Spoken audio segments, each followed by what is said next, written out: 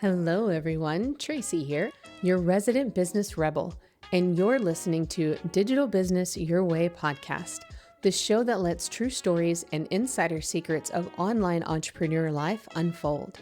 Our business world is growing, and as an online business coach and digital product creator, I believe you didn't become an entrepreneur to grin and bear your way through business. So I'll be your guide as we drop in on coaching calls, have intimate sit-downs with online personalities you love, and discuss ideas, opportunities, and strategies circulating our online world. So pop in your earbuds, tap follow, and join me as I demystify this thing called business. What if we just embrace unhinged as like the new level of Yes. authenticity? I think there's a lot of like fake authenticity out there, but nobody Mhm. wants a guru from stage anymore. They want the friend that's like walking with you while you're going through it, even if you have no way out. Welcome back. Today's episode, it's a powerful blend of inner work and outer visibility, right? One of our favorite things to go into here, and I could not imagine a better guest for this conversation. So I'm joined by Gloria Chou, an award-winning PR strategist, former US diplomat, and host of the Small Business PR podcast, consistently ranked in the top 1%, and well-deservingly so. Gloria is known for helping small business owners land top-tier media using AI. There's no gatekeeping, no big budgets, no playing by outdated rules. We talk about her personal journey of deconditioning and coming home to herself and how that has transformed the way she approaches PR, visibility, and of course gets to leverage AI search today. We're also going to explore how PR now fuels a lot of the discoverability and why AI shopping, it's our new SEO, and how small businesses can finally compete on this level playing field. This conversation, it's bold, it's expansive, and of course, it is full of permission. And don't forget to DM Gloria, the word Tracy, Tracie, on Instagram for a special gift. And let's hear what else she has for us.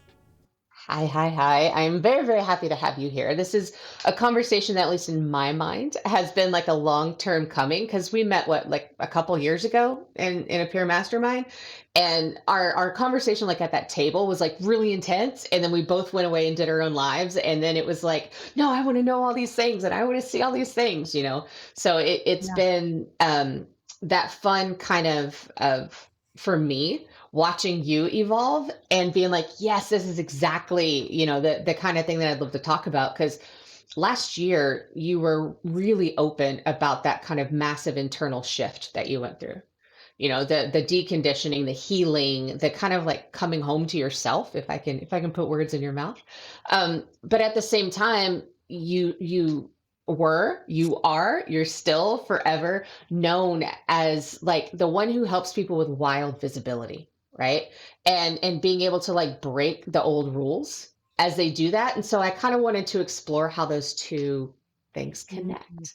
So thank you for being, for being willing to be here and kind of go on this little journey with me. Oh, thank you for having me and creating space for some genuine, real, no bullshit conversations. We need more of that. Right.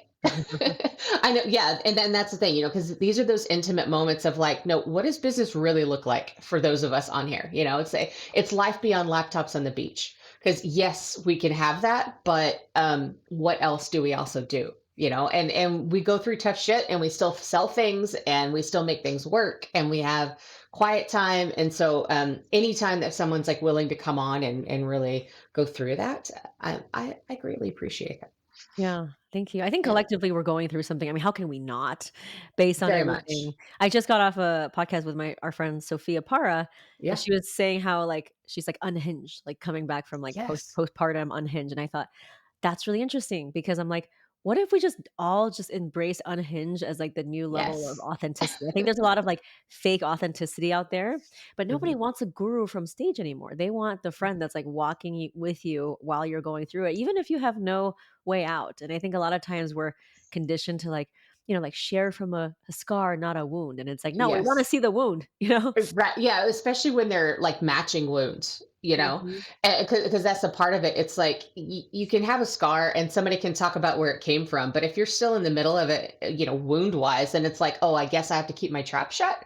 Oh, I guess I have to do everything. And I know, like, culturally, a lot of people are collectively wounding right now, right? mhm. And so you need that collective healing as well in order to get to a scar.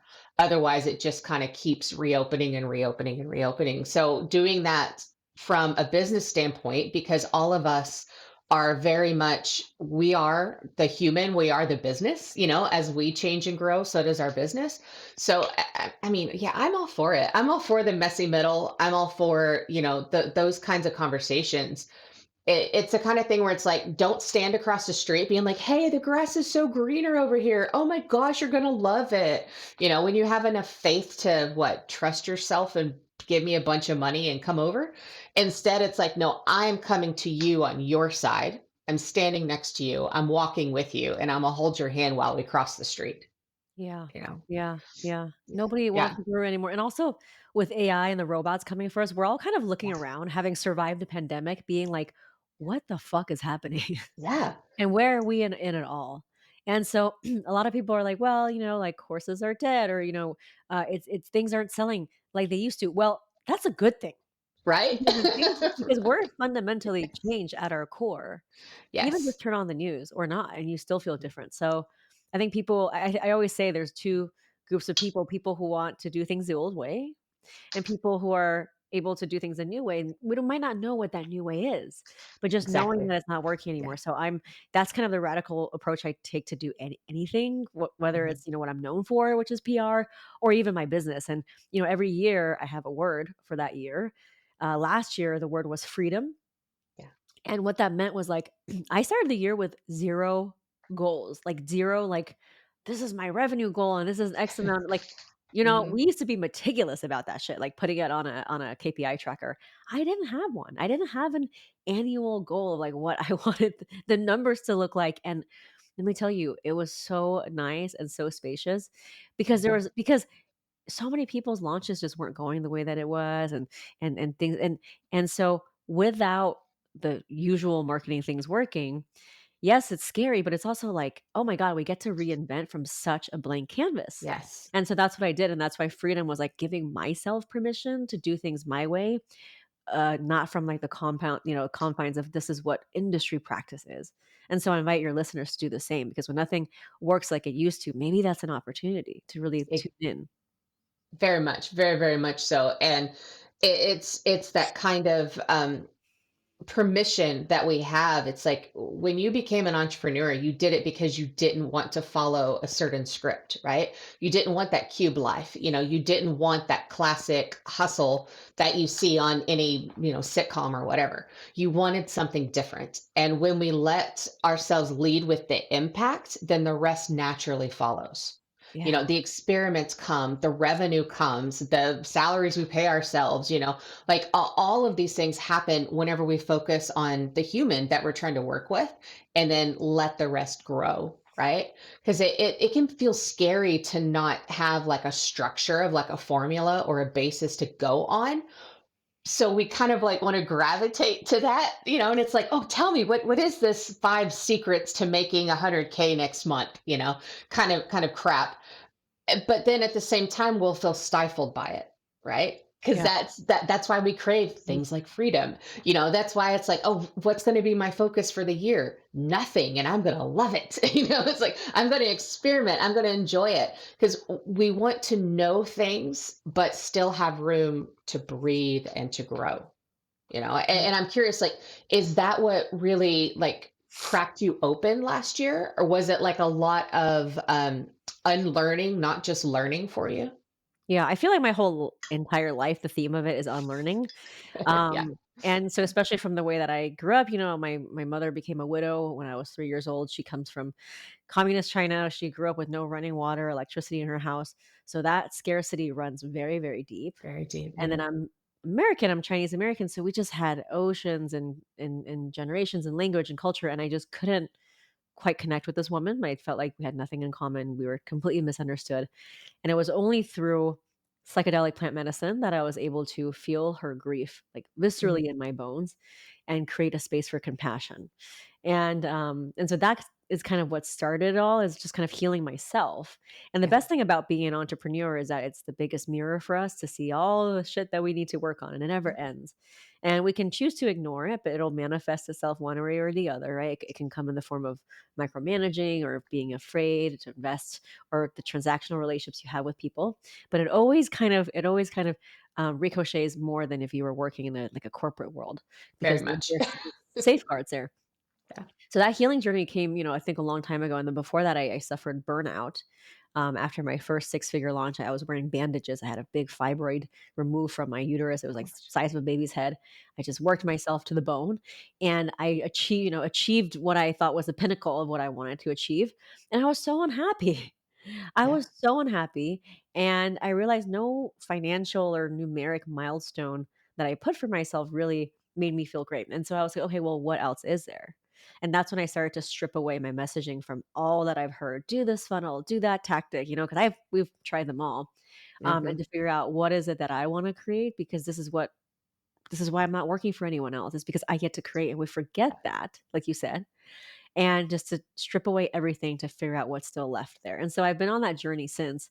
And I would say it's been, if you look at my content, for example, a few years ago versus now, it's very different.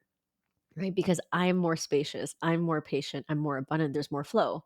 And so the way that I sell is very different. The way that I write emails is very different. The way that I approach launches and urgency is very different. So you just gotta know that, like, it's always gonna be a mirror of who you are, and whatever you're feeling, your audience will sense that as well. I had Mhm. people DM me and was like, like, your message didn't really resonate with me many years ago. It felt very bro marketing. Well, of course it did, because that's what I was following, right? I was Right. brainwashed by what I thought was right, until I realized, Yeah. like, oh, I could choose, what I wanna do. And so it's just really getting to the meat of it. Now, obviously, that comes from a privileged place. It comes from after having a repeatable system that works. When you're just starting out in your business, I totally get it. You're Yes. looking for, like, different direction, and that's fine. But then once you realize that you have a repeatable system to get people real results, life-changing results over and over and over, means that your shit works. And so maybe it's time to just tap into, like, why you wanna do what you wanna do. And so now my business is very different from the way that I lead, from the way that I delegate, from the way that I don't wanna say let things slide, but I was like the most terrible, like, nitpicky micromanager. Like, who the hell wants to work for Mm. someone like that, you know? And now I kinda just let things roll, and just realize, like, it's not gonna be all perfect, and it's okay. Yeah. It's Right. okay It to it's be a it's spelling error. coming to terms with that control aspect, right? Mhm. Yeah, because one Instagram post with a spelling error, one email, it's not gonna kill your business. Yeah. It's not gonna kill your business. And so what is your homeostasis state? Is it always on high alert? Is never enough? Go, go, go? And then people feel that pressure because they definitely will not buy even Mhm. more than ever. Our digital spidey senses are heightened more than ever, is what our friend Sarah Ashman says, right? So any kind of, like, scarcity, or, like, wanting to, like, oh, people are just gonna step like 10 steps away. It was true 5 years ago, it's even more true now. Because now there's Exactly. AI, they can go to anything, they don't necessarily need you. Yeah. Um, so what is it that has really helped me is doing the inner work, so that way I can translate into how I send emails, how I sell, how I hold space for someone with no expectation, right? Mhm. How I know that if Yep. people don't buy this round, they'll come around when it's ready, and I cannot force their timeline. Exactly. Yes. Love it. Yeah, 'cause it's anything that I guess to put like a semi descriptive on it would be like oozes desperation. That's the thing where it's like they don't want to see that reflected, but they also don't want to see like everything is grand and nothing's wrong. It's that realness that is in the middle of all of it, and what's happening. I mean, whenever you talk about like those tactics that you used to use that help you get to that repeatable system, we've had online business since the 90s. I mean, we're looking at 30, especially in ecom, especially in like all these other places, even if like the education side was still what infomercials on TV and you bought the DVD, that got sent to your home, right? And now they're completely like through an app. But this stuff isn't it's not new. It's not fresh. So everybody is being born into understanding and seeing this, which is a good thing because our market sophistication has raised, Yeah. and we want that. That is the sign of a stable industry versus it being like, oh my gosh, I don't know what to do anymore. It's like we just have to think beyond those kinds of things that people have been doing for over 30 years and seeing, well, what do you want as a human and how does that work? Because honestly, the things that were popular all of this time before, that was actually just a regurgitation of the stuff that corporations do anyway. And a lot of it is the stuff that we don't like from them. Right. And that whole, voting with your wallet, it's like, oh, I don't like how this business does something, I'm not going to buy. That's the same kind of thing that we're seeing in our industry now. And it's like the massive, massive, yes, it's a privilege, but it's also like the word that I can't think of right now, our benefit, not benefit. Fuck me. What am I trying to say? Our advantage. Wow, that Mm. was rough. So our big advantage in that is that we can change it ourselves. Because we are us. We're not some giant conglomerate that takes a board 4 months to even decide whether yes or no, right? And then 1,000 employees to make any of the change. It's the kind of thing where it's like, I don't like buying something this way, or I don't like when I hear these messages. So I'm going to make sure that I don't reflect that in what I do, Yeah. right? Yeah. And I see that a lot, like with what you do specifically with like visibility and with growth.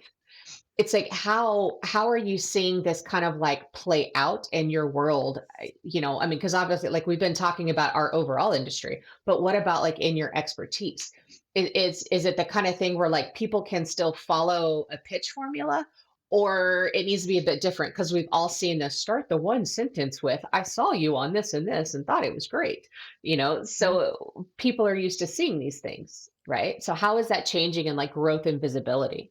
Well, will say that, a lot of people say traditional SEO is dead. When we talk about Mhm. search and discovery, because of AI and the trustworthiness, if you will, right, of AI, that it's supposed to give us objective answers, the future of shopping is forever going to be won by those who can be recommended by AI, period. Okay. And we're still early in that, right? But Yeah. ChatGPT just rolled out a few months ago Mhm. in-app checkout with PayPal and Shopify and Amazon and Etsy, and now it's got Etsy, yeah. all of these integrations. And it only happened in a span of what, 10 weeks? So if you look If at yeah. how much your own user behavior with AI has changed in the last year alone, think about how much more that online shopping with AI being the decision maker for you is going to speed up. So my focus right now is really preparing people to understand the storefront is going to be AI LLMs. And whether or Mm. not you are recommended is going to be do or die for you, because otherwise you're going to be invisible for this new generation of shoppers. It doesn't mean that traditional SEO doesn't work. It just means that it goes from discovery to validation. And Yes. that's what AI does for you, right? If you have a Yes. argument with someone and you're, wanting to know what the right facts are, you put it into AI and you show them that, and then that's the end of the argument. Same thing with our shopping behaviors, right? If I'm going to be typing, I need a housewarming gift or I need a vocal coach. If AI is going to pull up some answers, you're probably going to trust that a lot more than social media. See, and that's the interesting part was that you said it is the new decider, right? Because a lot of time, I mean, we're sort of so used to Google and being able to like get recommendations online as well as, pop them into groups that we're in and stuff. But this is that next level because it's not just recommending the top 10 results for you, right? Like it's not just like a page one thing like it is with Yeah. traditional SEO. This is a no, this is the reason, and I'm going to give you a dissertation as to why this is the one to Mhm. buy versus the 15 other things. Yeah, yeah, and the LLMs are smart, so it's not just the brands that can whip out 600 blogs and stuff Yeah. keywords, and now it's still it's not must again, traditional SEO is not dead, I'm not an SEO expert, but I've actually asked AI themselves, like, "Why is PR so important?" And you could say that I'm biased because I'm an organic PR coach, but PR is a one thing that compounds visibility across platforms, so your traditional search engines like Google, but then also feeds into AI because that's what it's pulling index Yes. credible third party articles when it comes to figuring out the picture of what your brand trustworthiness is. So it's not gonna be ads because right now you cannot buy ads, and it's not gonna be the number of followers you have. And I think this is really important because for decades, it's been who is the loudest in the room, right? That gets the Yes. most eyeballs, or who is the richest in the room. And right now, you cannot buy your way to the top of ChatGPT. So we're in this really interesting point in commerce history that's never really happened, where, like, anyone has the chance to get, like, pulled and referenced just like the big brands because you can't buy ads right now. So Mm. that what you do in the next 3 to 6 months is going to be absolutely critical because if you can make that staying power, like the LLMs choose you, right? It's then you're kind of, like, stuck there. There's that stickiness. But if you wait maybe a year or 2 years and they kind of decided who the winners and losers are, it's gonna be harder then to then rank. So I kinda say it's kinda like, blogging in the 2000s or getting on TikTok when they just started. I mean, good luck trying to go viral now, right? So we're Yeah. in this crazy time, and it's still early, so everyone's kind of figuring out, but we do know that brands that are featured in the media are 3 times more likely to be surfaced on ChatGPT because that is a really good trust signal to ChatGPT Mhm. that it's credible. So again, if I'm thinking about if I only have X number of hours in the day, what do I wanna do with my time? I'd rather put it into something that compounds, and PR is one of them. Another great thing that's working in our favor is that it's never been easier to be our own publicist, to get featured using free AI tools. So a tool Okay. like a tool like Perplexity.ai, which is my favorite tool for PR. It's free, you don't ever have to upgrade. Great UX, very simple. The reason why I like Perplexity is that it monitors for consumer trends, insights, and real-time information. And that's what press is. That's what people want. They want relevancy to what's happening now. And but Interesting. and Perplexity gives you what's happening now. So if you are, an author, or if you are a fitness coach, or whatever your industry is, it'll tell you what people are talking about, what are the trends, what are the consumer insights, the policy changes, and then you can pull that into a very simple pitch that then you can offer up to a podcast host or an editor or a writer. And this kind of research, you used to have to pay a PR agency $10,000-$20,000 for. Yeah. But you can't tell me that a 22-year-old PR account executive knows more than what Perplexity can scrape on the internet. Like, absolutely not, right? So Okay. it's just made it so much more accessible for us to do the research part. And it also actually writes the first draft of your pitch, which is wild because now it's kind of learned all of my body of work. So you can literally say, I want to write this angle about XYZ. Write this pitch using Gloria Chow's CPR method. And it actually does it Yeah. for you. So you're like Yeah. So 80% of it done. you let it learn your model then. Yeah, so just because my body Okay. of work is out there, because for years I taught people how to cold pitch because Yes. remember, I never came from an agency, I never worked at an agency. I had no book of contacts. I was cold calling, Yeah. throwing spaghetti at the wall. So that's what I kind of was known for. And this body of work is so widely out there now that the LLMs know it, and you can just literally plug into ChatGPT, write this pitch using Gloria Chow's CPR method. Boom. Yeah. See, because I was going to ask about that because I mean, I've known of your, CPR thing, and it's the kind of method where it's like it's really simple, it's really clean, but again, with the way things are starting to change, right? So first off, you said like specific tools are better than others, and in your case, like you love Perplexity, but it's like it's not necessarily something that we're giving over to OpenAI, to chat. We're using a different learning model there, but then we can still let it scrape these current trends, these current situations, what the actual like temperature in the overall room is, to then help something that is as structurally sound as your CPR methods still work now. Right. So it doesn't sound like some old template that you've seen 1,000 times and you just kind of glance over. Yeah, CPR stands for credibility, point of view, and relevance. And relevance is the Yeah. most important thing because what is news if it's not relevant, right? We want something Yeah. that's up to date. And so a lot of times we struggle with that relevance, but perplexity does all the work for you. And so the first Yeah. prompt that I would put in is like, here's my name, here's my website, here's who I help, here's what I do, here's my point of view. Scan my website for context and imagery, and give me the updated consumer trends and insights and citations that I can use in a podcast pitch or an editorial pitch. Boom, it'll give you everything it knows from scraping the internet. It could be reports, it could be research, it could be whatever, right? It could be Reddit forums, it could be, Mm. whatever reports. And then you can say, okay, well, I like all of these trends and angles. Please put it in a comparison chart of most to least likely uh, to be able to be featured. boom, it'll give you a side by side comparison chart as well. And then the third step will be like, okay, I like angle, let's say 2 and 3. Please write this in Gloria Chou's CPR method. So that alone right there took less than 5 minutes and is what would take people weeks to do, right? Or Yeah. you would pay an agency. Or Now, thousands. yeah. And this is where I would stop using Perplexity because Perplexity is not a great writing tool. Okay. It kind of writes like a nerdy 11th grader presenting a science project. So this is where I would kind of stop and then I would pull it into ChatGPT, and be like, Can you make this a little bit more human?" And so that Yeah. I can approach an editor or a podcaster. Now, a lot of people say, "Oh, well, isn't there, I'm using AI to write it." And it's like, well, no, the editor or the writer is going to write the article. You're not writing the article. You're just Mhm. planting an idea, a seed. So you can absolutely use AI for your research for that. Yeah. Yeah, and that's the key part, right? Because it's research. All we're doing is we're still using it as that tool, just like when it was an encyclopedia, just like when it was the first iterations of the internet, just like when it was Google, right? It's like we're just kind of outsourcing that scrub work of pulling all of these different things together and making it into cohesion.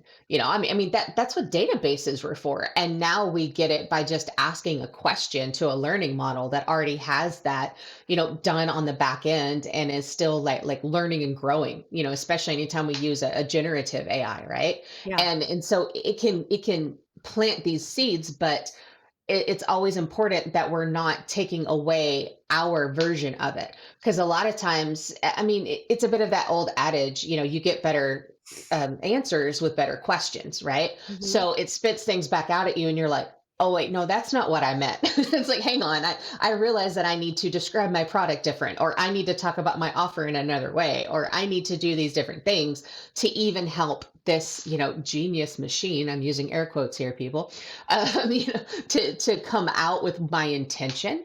So we are shaping how we're talking at the same time good in a good way, right? Versus that kind of homogenization way that um, people tend to talk about. Yeah, and pitch writing is different than other types of writing. I use Yeah. Claude for my email marketing. I find that it's a little bit more human than ChatGPT.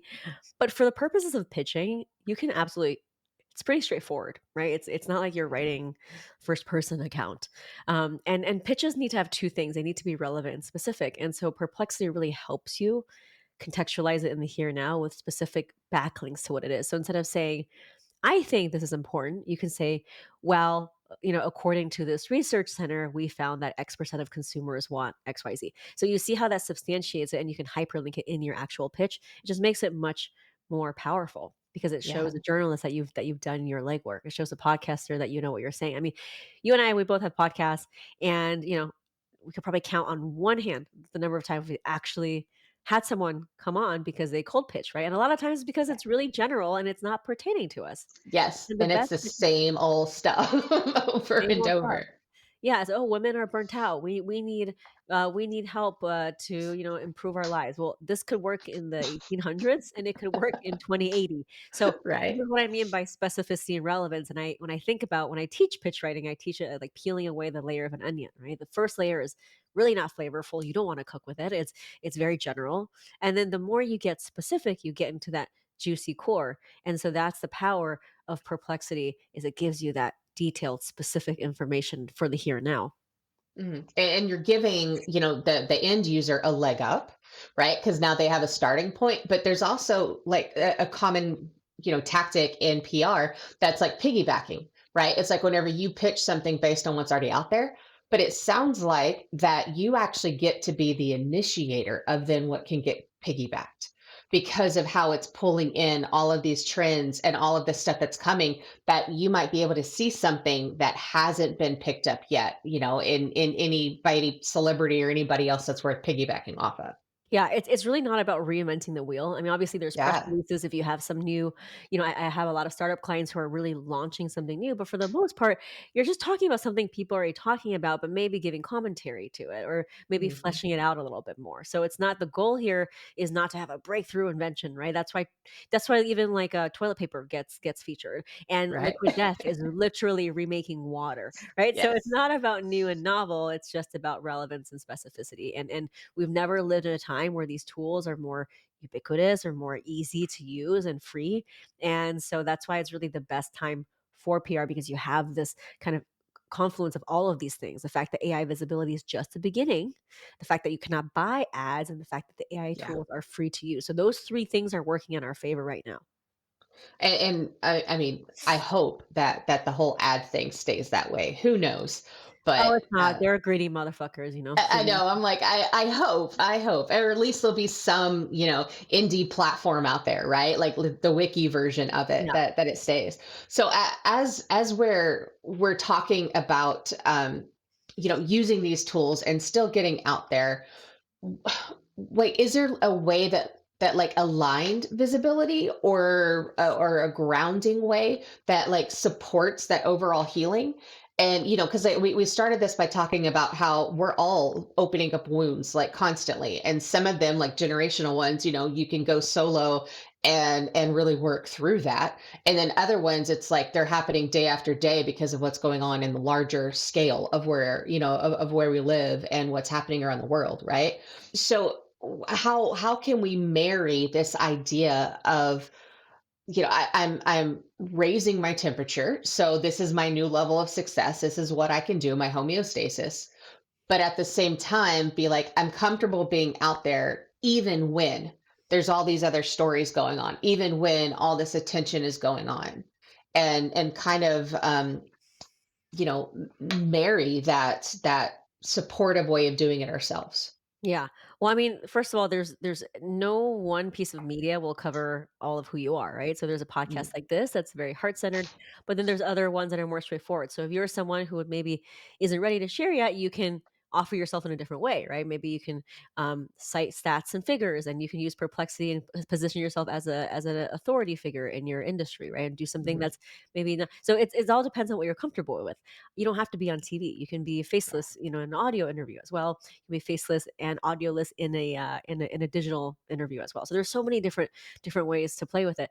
What I will say that's great now is that traditionally, PR has been gatekept by this billion-dollar industry that's like, well, we hold the keys. We hold the keys and we hold the relationships. And we know that that's simply not true. We know that journalists actually want to talk to everyday, brand new, fresh voices, because if they just interview the same Fortune 500 CEOs every day, they would lose their, first of all, credibility and belief in them. We would pretty much stop following them right away, right? If it's the same old people. So we're They seem actually like doing puppets.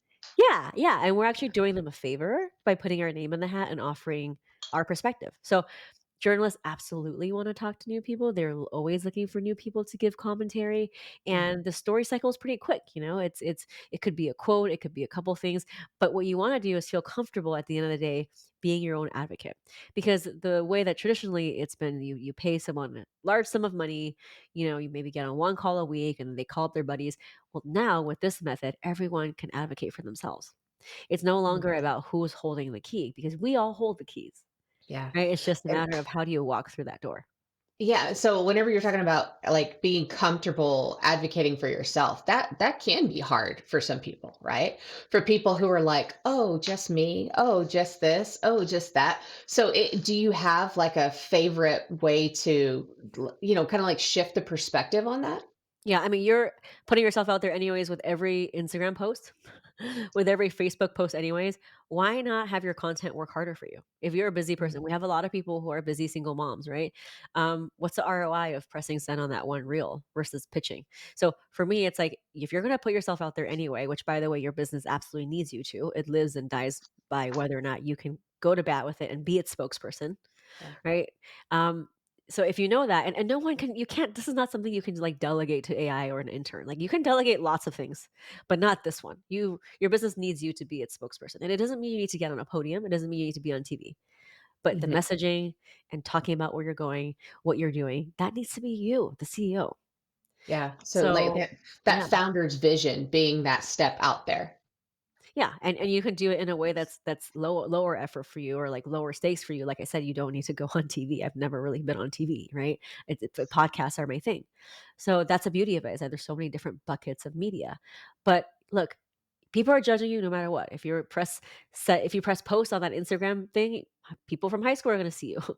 It's just a matter of like just having a bigger audience, but then you get to be in the decision making chair. I'd rather have more leads come to me and have a problem of like, well, there's more people than I can handle than the other way around and like begging and chasing people. So there's always going to be problems in business. It's just like, what kind of problems do you want to deal with? Because there's always going to be problems.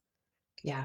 Yeah. So then this way you kind of have a bit more, back to the word control, like a bit more control over the avenue. Right. And it is, there are those baby step ways. Maybe you'd be perfectly fine, if someone put a camera in your face, but the thought of writing a guest article, or like having one in there that you're writing versus like a professional journalist just freaks you the fuck out, you know? Yeah. And yeah, but there's so many options, right? And it can be on smaller platforms as well as larger ones. There's just like anything in business, there's different like levers that you can pull.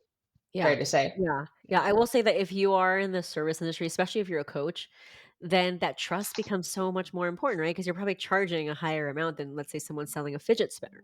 So if I'm making a decision based on who to work with, whose expertise I trust to help me get to that next level, then PR is absolutely is critical because no Mhm. amount of Instagram posts or ads is going to convey that. You need that third party validation, that stamp of approval. And the great thing about PR is that it compounds, right? So with every press feature, you get three types of visibility. You get the one that feeds the traditional engines, right? The long tail visibility, the SEO, the Google. You get the AI visibility, Yeah. right? And then you get also the credibility that then you can turn into social media posts and other pieces of marketing. So it's just for me, out of all the marketing things I can do, it's the highly leveraged one. It's the one that compounds the most. It's the one that I can repurpose the most and gives me the longest staying power for the effort that I'm putting in. And I would think that even, like all media itself is now multi-platform, right? So even if you say, wanted to be in Business Insider or Entrepreneur or Forbes or whatever, it still can look like many different forms. Yeah. Yeah, no, you can, and the great thing about it is that it stays on the internet, it has a lot of, lasting power, and you can then, after you get one feature, turn that into your content. Yeah. So, you can turn that into 20 pieces of reels. You can repurpose that into your newsletter. You can put it on your LinkedIn banner. You can put it on your email signature. So, there's so many other creative ways. So, for me, it's just the one thing that simultaneously checks all the boxes of Mhm. discoverability, trust, and authority. I'd rather do that than, like, spend my time trying to figure out how to go viral. Because like, Oh, yeah. who can go viral these days? Nobody. Right. And who cares? Yeah. Like, it's, yeah, I mean, kind of like old school PR, right? Where, oh, yeah, I'm actually in the print magazine versus, oh, no, it's an online article only, and now people are like, give me the online article. I want to be in there. And it's the same way, with socials. It's like, oh, I'm going to do the same trend as everybody else, or I'm going to sit Mhm. here and try to go viral. And how does that actually turn into what we are doing? Right? Because the purpose of our businesses is to have direct clients and customers versus I'm trying to make a whole bunch of brand connections as an influencer. Right. So it's like, what is the intention of this for you? And then you get to follow that path and that model that works. Yeah, Right. I don't have a lot of followers on Instagram. I'm not the, flashiest brand out there. I was just telling you how I needed to like rebrand everything. Yeah. But I'm the number one small business PR expert according to AI. And it's all because of my podcast appearances, all because Nice. of that visibility and the SEO and the backlink. So I'm proof that it works. Yeah. So whenever like you're going for something like that, is it a case of making sure to say like certain snippets in all of the podcasts so that way it can be parsed by the AI? Or is it like a volume thing, the levels on? Like what is Yeah. it that helps with that? So nobody really knows for sure, but what we know is that they like Nice. Okay. consistent and they like fresh content. So like I would rather have lots of small little things than like one Forbes article, for example, because it's constantly refreshing. And if it sees that you're consistently having updated content that's authoritative, then it feeds into the trust signals that you are a reputable brand in person. So it's really a matter of consistency and a daily practice. It's like going to the gym. It's not a one and done. You don't go to the gym for 20 hours to lose weight. You go for 20 days for 1 hour at a time. Yeah. And it's like, good, I did one rep, I'm done. Right. Yeah. Instead, it's like, no, how are we going to make this feasible and long term? So is there like a certain rule on, visibility on PR and all these things that you wish people would stop that like needs to Mm. kind of be considered old school, whether it is last year, pre-COVID, any of those? I think one is like, well, I'm not ready for PR. And it's like, well, if you're ready Mm, to take a customer's money, then you need to get your eyeballs out there and PR is the yeah, best way to do it. The second one is like, well, I'm not quite sure about my branding or I'm going to change.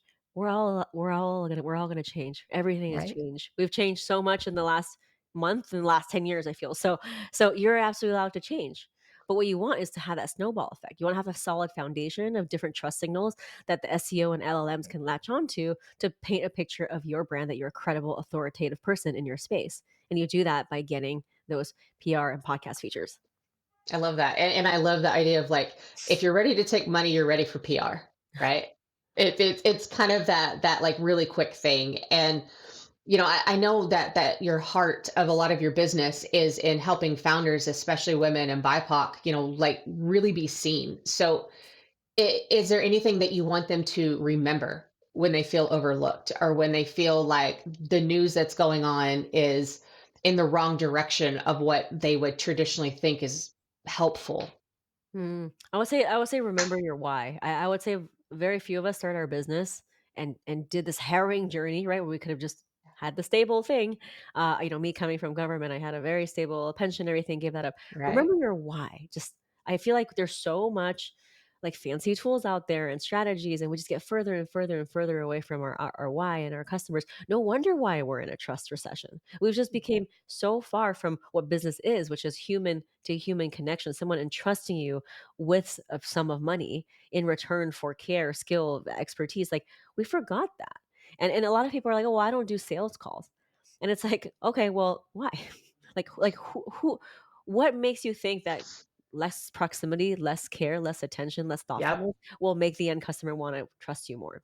And so I think this era of authority and hiding behind your credentials is over because now with Mhm. AI, like it equalized everything.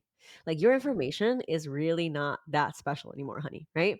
And so what we need to do is go back to the basics, which is more care, more thought, more helping people for free, more staying in the DMs with them longer and not pressuring them to buy, more, you know Yeah. what? Think on it, let me know when you're ready. That kind of energy is what's going to allow people create a space for people to then come into your world. And so I think that it's great in the sense that what's happening now with the online world that things aren't working anymore. It's just reminded us to just be a fucking human again. And Yeah. thank God for that because we've I just gotten know. so far away from that for a long time. Yes. So true, right? And even to the point where people being shamed for wanting to be human, right? Or wanting to have connection or wanting to be up close, and do all those things. Yeah. And to give people a leg up because you've talked about your CPR method, you've talked about perplexity, like you talked about all these things, but you've actually put all of this together in a tool that you are giving the audience. Yeah, so I really call myself a radical disruptor because again, I create from a blank canvas. I've never worked a day in my life in a PR agency. My whole mission is to make it accessible. And so with these AI tools, I've created an AI powered PR system that consistently gets you features, whether it's product, whether it's service, whether it's podcast, so that you can give more and more and more possibility for the AI to recommend you because that's where we're going. That's where people are going. So instead Mhm. of putting in Google, which coach do I work with to hire whatever, you're going to use your own custom AI, whatever that is. People are going to AI for therapy and Yes. medical. I'm not saying that they should, but they are. And so if They people are are. trusting that with their relationships, their marriage, and their like health, you best believe they're going to trust it when it's recommending coaches and people to work with. Yeah, and I love that because it is such a sign that people are so afraid to talk out loud or to not even know who to talk to, that instead it's like, oh great, this is something that's talking back to me in a semi-human way, so I'll bare my soul to this. I'm going to talk through the hard things here instead of a therapist, instead of like all this stuff, or there's too much medical information and I don't know what to do, so I'm going this way, right? And this early zone that we're in is letting us cut through that in our industry, right? And in what we do. And that's also why like I was really glad that the tool that you were giving, what the master class that you have out there is all about this is the why, this is the how, this is how like you Yeah. get to cut through the noise. Yeah, yeah. Sorry, you asked me about that. I totally forgot to talk about me for a second. It's okay. It's for service-based entrepreneurs. I have many different free things. I always believe in helping as many people for free as possible. That's Yeah. like you can absolutely do this on your own. Like I will tell you all of it, right? if you want to collapse time, if you want to work with an expert, work with me. But like, you can watch my PRAI training right now, which walks you through exactly how to use Perplexity. I give you like a screen share of me typing in the actual prompt. You can see it come to life. Your jaw will drop. Nice. So that way I'm not gatekeeping anything. You can go to www.gloriachoupr.com/masterclass. That's Gloria, CHOUPR.com/masterclass. And I'm on Instagram. I'm an open book. Yes, it's me. It's not, a robot. And I'm gonna try to not use a robot response for as long as I can, right? For as long as Yeah. I can. And I'm at Gloria Chou PR. If you DM me the word Tracy, I will actually give you a bonus, a gift for all of your people. I love that. Yes. And thank you, because that is that kind of, personal trust, right? And that was why I loved that you were willing to share your story. And, and we were able to like look at how that helps with the visibility part, because it's part of that deeper connection with you. It's part of having that time together where we can talk through this and be like, yeah, this is where I was. This is what I went through last year. This is what's still happening every day. Yeah. But The work never we can ends. still, it's like, if you're willing to take money, you're ready for PR, right? Yeah. It's that kind of piece, and how all of this kind of comes together, because we will always be going through something, Yeah. right? And we don't need to let that keep us from, reaching these different avenues and these different ways. And while AI is still the Wild West, let's get out there, Yeah. let's prospect. I always say the people who are like trying to like make things very complicated and gatekept, like they're just trying to monetize on you.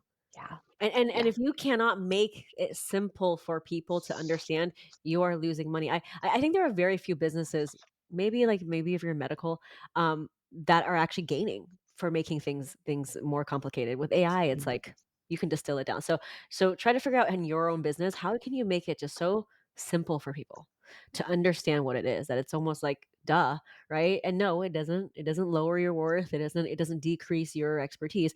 But if you can make it really simple, like for me, like PR is just, I distill it, right? It's like sending a pitch and writing a pitch and sending it out. It's really that simple.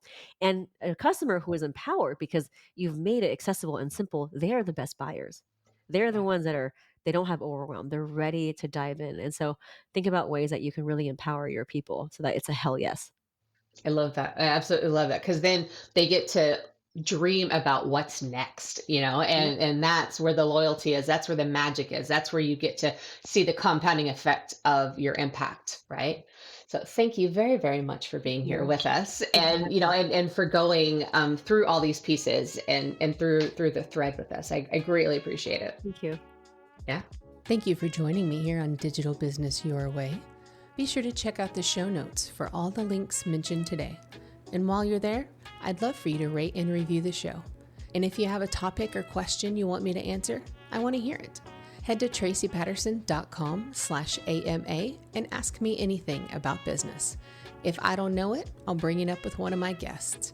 And until next week, be well and have some fun.